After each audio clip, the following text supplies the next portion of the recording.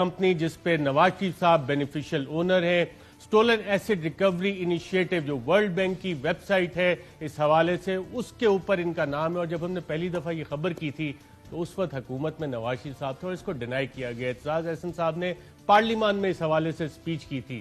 وہ ایکسکلوسیو دستاویزات اور اس حوالے سے رپورٹ آئیے دیکھتے ہیں. نیب ذرائع کے مطابق چودھری شوگر ملز کے اثاثہ جات کی مالیت آج 6.5 ارب روپے سے زائد کی ہے. مگر جب 1991 میں یہ مل قائم کی گئی تو اس وقت نواز شریف کے کل ظاہر شدہ اثاثہ جات کی مالیت صرف 13 لاکھ روپے تھی. تحقیقاتی اداروں کے مطابق ٹی ٹی اور جعلی قرضوں کے ذریعے اس مل میں سرمایہ ڈالا گیا. نیب کی تحقیقات ہیں کہ یہ تمام سرمایہ کک بیکس، کمیشن اور کرپشن کا پیسہ ہے جس کو چودھری شوگر ملز میں بڑی چالاکی سے استعمال کیا گیا. چودھری شوگر ملز کیس میں ہی ایک اور آف شور کمپنی چیڈرون جرسی کا ذکر آتا ہے. اس کمپنی کا نام بظاہر چودھری شوگر ملز کے لیے مشینری کی درآمد کے لیے استعمال کیا گیا. ہم نے اپنے پروگرام میں پہلی بار چیڈرون جرسی اور اس کے ذریعے کی گئی منی لانڈرنگ کا ذکر ورلڈ بینک کی سٹولن ایسٹ ریکوری انیشیٹو کی ویب سائٹ کے حوالے سے 2016 میں کیا. اس میں نواز شریف کو بینیفیشل اونر دکھایا گیا تھا. اگر آپ سٹولن ایسٹ ریکوری انیشیٹو کی ویب سائٹ پہ جائیں، یہ ورلڈ بینک اور UNODC کی مشترکہ اشتراک سے چلائی جانے والی ویب سائٹ ہے اور اس پہ ہمارے پرائم منسٹر کا نام سٹولن ایسٹ ریکوری انیشیٹو پہ آ رہا ہے. 2 کمپنیز یہاں پہ لسٹڈ ہیں. ایک آپ دیکھیں چیڈرون جرسی پرائیویٹڈ لمیٹڈ اور اس کا بینیفیشل اونر دکھایا جا رہا ہے نواز شریف صاحب کو. اس خبر کے بعد اس وقت اسٹیٹ بینک جو کہ اسحاق ڈار کے زیر اثر تھا اس نے فوراً ایک واٹس ایپ میسج جاری کیا جس میں اس خبر کی تردید کی گئی اور کہا گیا یہ تو بالکل غلط ہے.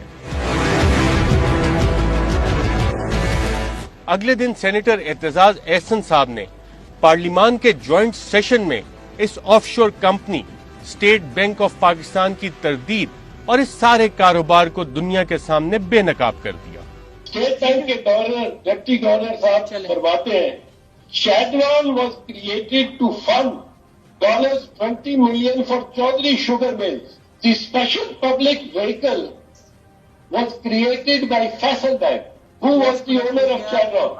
This is a normal and usual mode to finance companies in distant markets by international financiers. میں اس پریکٹس کو بالکل نہیں جانتا ہوں اور ابھی بتاؤں گا کس طرح یہ انلیگل ہے. تو loan created by Faisal bank through a subsidiary was fully repaid 15 years ago. یہ 15 سال پہلے کا ملاحظہ کر لیں. 15 سال پہلے یہ لون پے کر دیا گیا اس کمپنی سے، اس انٹرنیشنل بینکنگ کمپنی سے جس کو ظاہر نہیں کیا گیا جس سے $20 million لیے تھے. The Prime Minister of his family members never owned this company یعنی چیڈرون. اب سوال جو اٹھتے ہیں چیڈرون کو یہ اون نہیں کرتے تو چیڈرون قرضہ کیوں لیتی ہے ان کے واسطے؟ کس نے چیڈرون کا دماغ خراب کیا ہے؟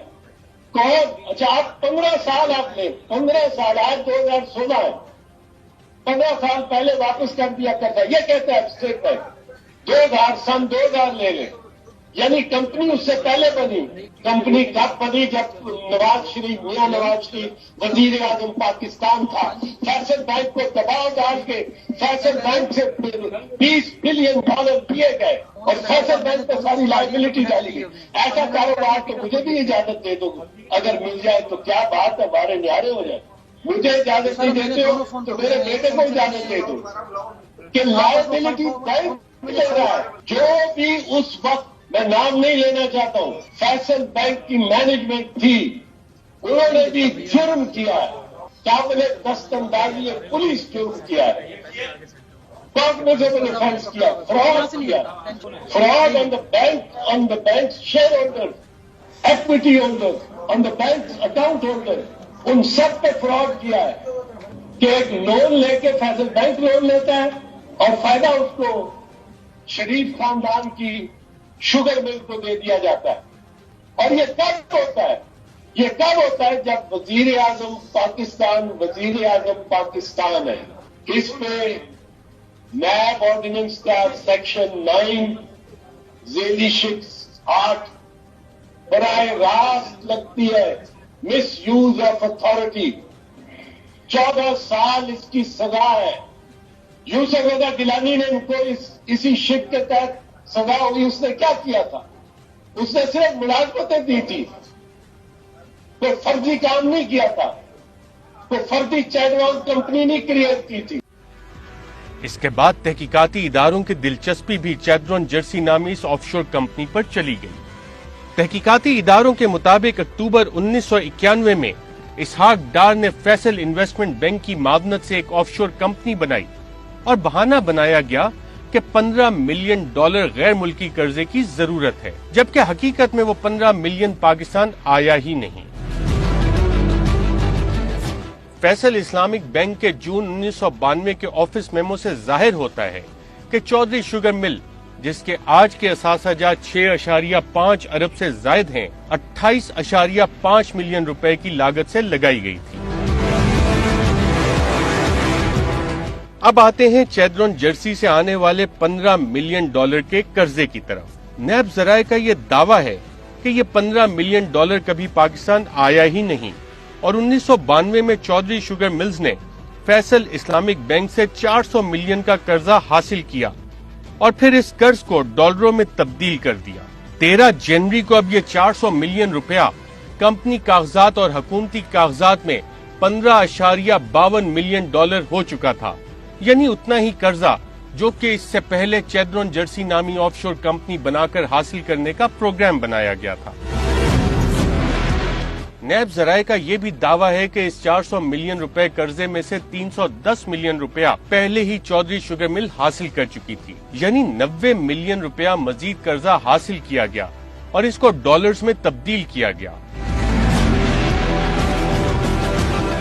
7 دسمبر 1992 کو چودھری شوگر ملز نے اسٹیٹ بینک آف پاکستان کو یہ بتایا کہ مشینری مقامی طور پر حاصل کر لی گئی ہے اور اب جو رقم چیڈرون جرسی کے ذریعے آئی تھی وہ ہم واپس بھجوا دیں گے. اس پر اسٹیٹ بینک نے معاہدہ کالعدم قرار دینے کی بجائے 13 دسمبر کو NOC جاری کر دیا اور بنا LC کھولے قرضہ حاصل کرنے اور واپس کرنے کی سہولت بھی مل گئی.